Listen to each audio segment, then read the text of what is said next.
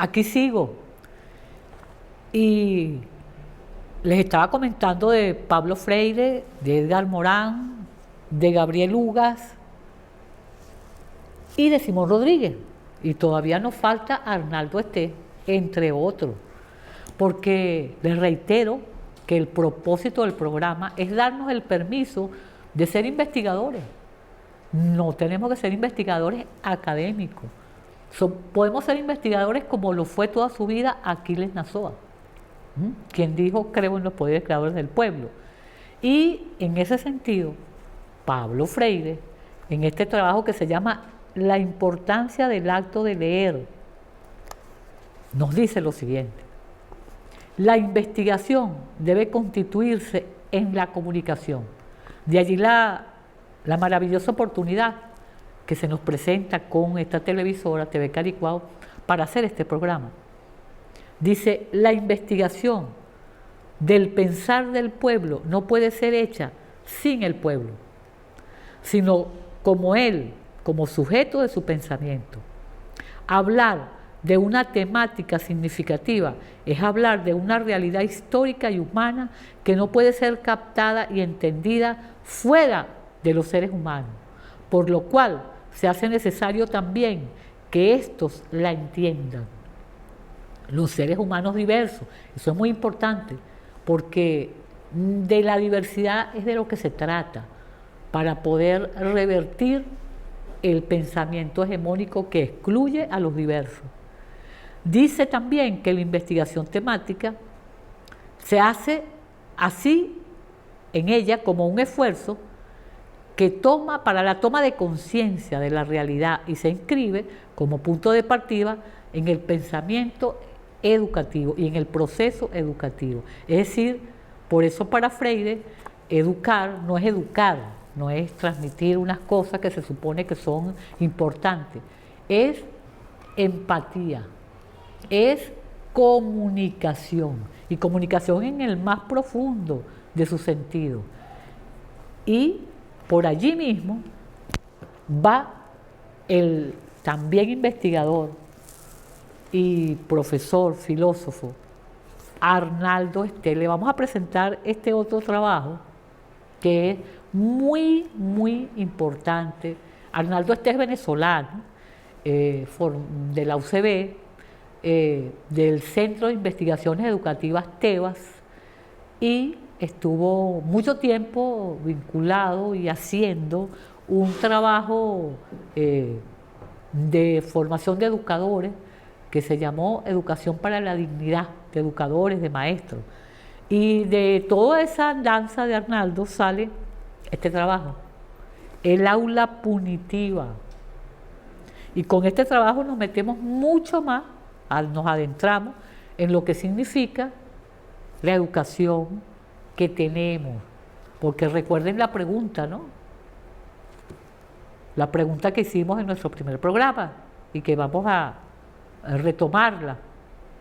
En esta hora del mundo, en esta hora en que están exacerbados la tierra, el fuego, el aire, el agua, ¿cuál es la educación que necesitamos en semejante desequilibrio? Es la misma. Podemos vivir en el mismo modelo que está impuesto. Se puede. Entonces, el aula punitiva nos adentra en la realidad de la educación, porque justamente este es el producto de un trabajo de investigación que estudió el aula de clase que hemos tenido, cualquiera de nosotros. Y si venimos de otros años, peor, porque también hay que decir que la educación ha hecho sus transformaciones, ha mejorado, y que en materia de deber ser, la cosa está mejor. Los programas tienen mejores conceptos, no desde ahorita solamente, tiene algún tiempo. Vamos a leer lo que nos aporta el profesor Arnaldo Estés sobre este asunto de cómo está la educación en Venezuela.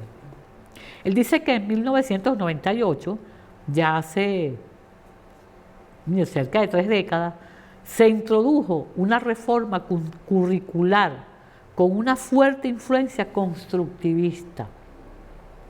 Esto es clave porque se venía de una tendencia positivista, de una educación bancaria, como dice Freire.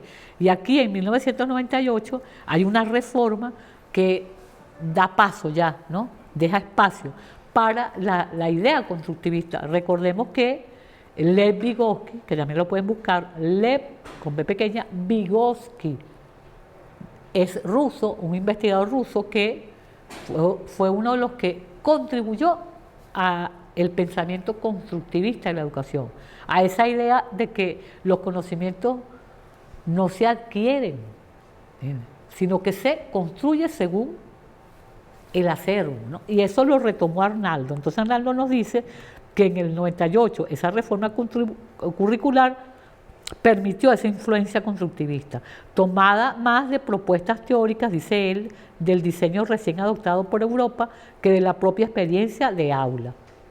Él dice que los efectos comenzaron a ser muy interesantes, a pesar de que muy pronto se notó, óigase bien, miren aquí, atención maestras y maestros que nos escuchan, pronto se notó que había una importante distancia donde los conceptos y teorías, hasta las herramientas que deberían ser verificados. Él dice que esto fortaleció la natural tendencia digestiva de muchos docentes, es decir, seguir haciendo lo mismo pero con otros nombres. Vino la reforma, ahora había que hablar de constructivismo, como el famoso Día de la Resistencia, ¿no? Díganme si no es así. Y bueno, yo sé que ahorita no nos podemos comunicar, pero en la medida que vayamos haciendo posible este espacio, va a haber posibilidades de más interacción, de comunicación, pues. Pero quiero enfatizar en este concepto, ¿no? Que en el deber ser se dicen cosas importantes que hemos avanzado, pero en la educación realmente existente vemos que lo que se cambian son los nombres. Entonces yo no digo ahora Día de la Raza, ¿no? Sino que digo Día de la Resistencia. Pero de la misma manera, los niños se disfrazan como de indiecitos y no sigue sin haber un estudio de nuestros 15.000 o más años de culturas originarias, ¿no? Porque eso no tiene gran importancia. Todavía en los libros de texto, lo que empieza a tener fuerza e importancia es de la conquista para acá. Entonces, él nos dice que algo parecido pasa con la educación por proyecto. Después de esta reforma, se logró avanzar en conceptos, pero que son de verdad avances importantes, que es la educación por proyectos, es decir, los proyectos de aula. Los maestros y maestras sabemos que los proyectos de aula están en los programas escolares, si no son algo arbitrario, es algo que está, que es constitutivo de la educación hoy, igual que los proyectos comunitarios. Pero sin embargo, como nos dice él, ejemplo de ello es el trabajo por proyecto, que supone la integración de saberes, más allá de la segmentación en disciplinas, matemática, lengua, geografía, educación ciudadana. Entonces Arnaldo nos dice, la organización de las actividades y el sentido y compromiso del estudiante al vincular el aprendizaje con un propósito explícito y próximo a sus intereses, o sea, por ejemplo, a los niños les puede interesar saber qué son las sanciones, les puede interesar saber qué es el cosmos y por qué la Tierra, cómo es que vive en un tal universo, ¿no? Espacio infinito, etc. Pero estas cosas, dice Arnaldo, se convierten en temas y después devienen otra vez en tareas. Es decir, el proyecto de aula, que es el concepto que se aportó a partir del proceso que se generó desde 1998 con esta reforma y que continúa avanzando hasta hoy, pero avanza un poco en el deber ser, o avanzó, pero no en la educación realmente que funciona, que acontece día a día, ¿no? Y bueno, esto es una cosa digna de estudiar, ¿no? Y a eso llamo a los maestros y maestras de esta parroquia y más allá, donde llegue la señal. El mismo Arnaldo nos dice un poco por qué es esto, ¿no? Él nos dice que el maestro no se siente predicador de lo que él es o practica, de manera que resulta ser, como la literatura lo reseña, un engranaje de una maquinaria que él no comprende ni dirige. ¿Se sienten así los maestros y maestras? ¿Les suena? Esto de que somos parte de un engranaje que muchas veces ni nosotros mismos comprendemos. Pero se trata de hacer conciencia de lo que significa hoy ser educador. Él dice, diferente sería si se sintiera y militara como el portador de un proyecto político que comparte. Y no nos referimos aquí a cualquier proyecto político, sino al de él y de ella. Es decir, a la idea de la transformación de la educación como proyecto político, ¿no? ¿Y la transformación para qué? Porque somos transformadores, porque sí, porque lo pide el planeta, porque lo piden los tiempos. Y de eso se trata cuando hablamos de educación para los nuevos tiempos. No es un eslogan, consideramos que es una necesidad asumir desde los hogares, desde la comunidad, desde donde se pueda realmente, la posibilidad de ser investigadores e investigadores,